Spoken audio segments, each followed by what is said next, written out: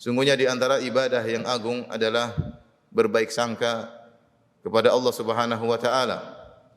Dan di antara dosa yang besar adalah berburuk sangka kepada Allah Subhanahu wa taala.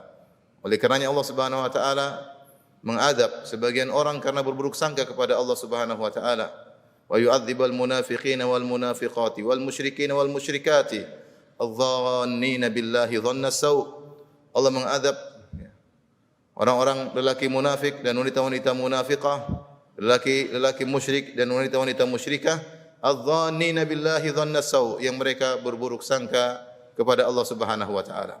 Seorang mukmin hendaknya senantiasa berbaik sangka kepada Allah Subhanahu wa taala.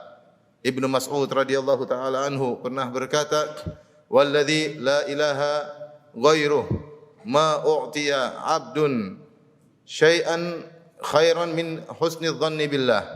Demi zat yang tidak ada yang berhak disembah kecuali Allah Subhanahu wa taala, sungguhnya seorang hamba tidaklah diberikan suatu kebaikan yang lebih baik dari berbaik sangka kepada Allah Subhanahu wa taala.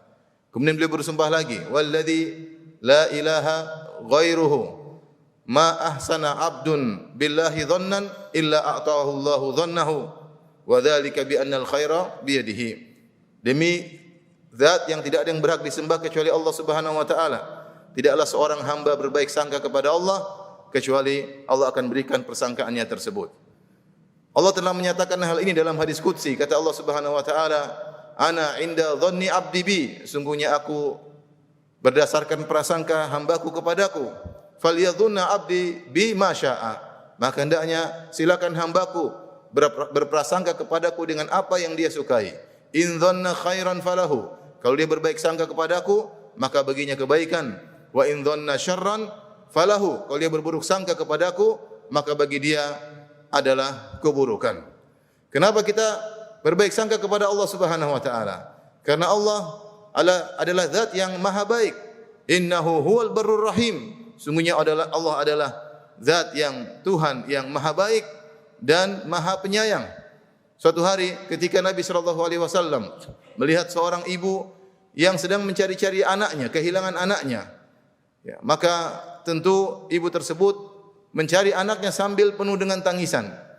Ketika dia mendapati anaknya setelah kehilangan anak tersebut, maka dia pun memeluk sang anak. Segera dia peluk, segera dia susui.